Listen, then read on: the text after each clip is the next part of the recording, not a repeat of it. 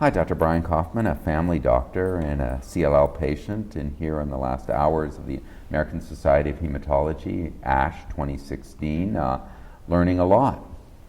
I'm Dr. Matthew Davids. I'm the Associate Director for the CLL Center at the Dana-Farber Cancer Institute and Harvard Medical School in Boston.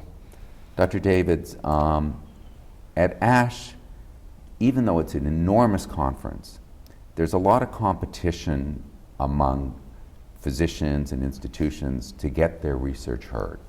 To get a poster accepted is competitive, but to get an oral presentation, what you have to say has to be very clinically relevant, has to really make a difference. And you had one of the very few oral presentations at ASH. Can you tell us about your research and why it might be important to patients with CLL? Sure. Well, thank you very much for allowing me to highlight my research. I'm very excited about it, and I think they choose the oral presentations that I think may have an impact directly on patients in the relatively near future. And I think that's the case with our study.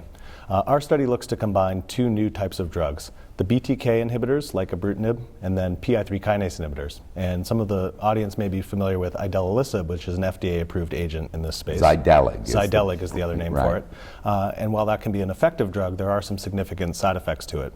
So as we think about combination strategies, we want to use drugs that have the best side effect profile possible. And so for our study, we wanted to combine with ibrutinib, but we decided to use a different drug called TGR-1202. So it works in a similar way to idelalisib by targeting this PI3 kinase, but it seems to have less side effects, at least when we give it as a monotherapy, meaning one drug at a time. And so our study was a combination of ibrutinib with TGR-1202 for patients with relapsed refractory CLL, meaning they'd already had progression of their disease after other therapies. So let me stop you there. Could those other therapies been a tyrosine kinase inhibitor such as idelalisib or ibrutinib?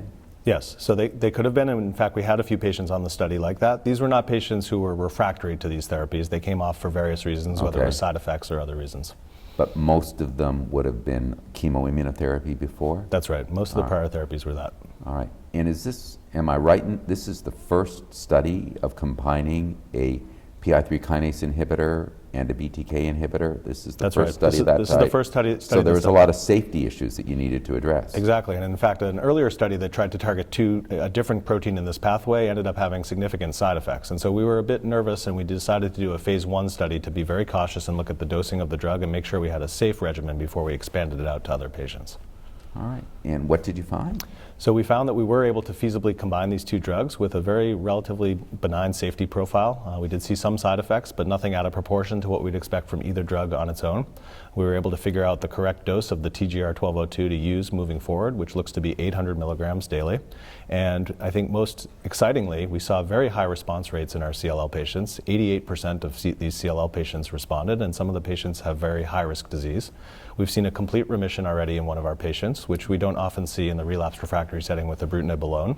And we have several patients approaching what we call a radiographic complete remission, meaning their lymph nodes have shrunk all the way down, almost back to normal. So I think time will tell, whether this is going to be a regimen that is better than ibrutinib on its own. I think if we start to see a significant number of complete remissions evolve over time, then I think that would be the case. However, if we don't, then you can make the argument that maybe you just need the ibrutinib by itself. But that's something we'll learn from the study. And how long have you looked at this? What's the length of this data? Because often with ibrutinib and with the PI3 kinase inhibitors, a lot of patients get better further and further down the line. That's right. So the average patient on this study has been on for a little over a year. Not long. So not too long. We do have some patients getting out to the 2-year mark. So I think, again, time will tell to see how deep these responses get and whether that compares favorably to ibrutinib on its own. But we know that ibrutinib on its own for patients with the high-risk forms of the disease can have limited efficacy in certain cases. And did you have a significant cohort of these high-risk patients, the deletion of the short arm of 17p, the complex karyotype? Yeah, about a quarter of the patients on our study had deletion 17p, and then another 40% had deletion 11q, which is a more intermediate marker, but certainly can suggest more aggressive disease. And have you done any subgroup analysis to look at were the outcomes as good for those patients as they were for the majority of patients? So the numbers get small, but they seem comparable. The one more formal subgroup analysis we did was looking at the mutated versus the unmutated IGHV patients, and there the response rates and the durability seem comparable so far. And you said there was no new safety signals, if I'm hearing you correct. That's right. So some of the hits against the idelalisib, some of the concerns from a patient's perspective were the infections, were the liver inflammation, and was the colitis. And Right. did you see any evidence of that in your study? So we did not see any colitis in our study, and we did not see any severe liver inflammation. We had a few patients who had some very mild liver inflammation, but not even enough to have to stop the drug. And we did not see any classical sort of severe pneumonitis like we might have expected from the other combinations. So it was actually surprisingly well tolerated, this particular combination. All right. Any final thoughts or anything you'd want to share with patients about this novel combination? I mean, I think this is just another example of it's great for patients to know about what all their options are, to at least have a consultation with a CLL center so they can learn about clinical trial options.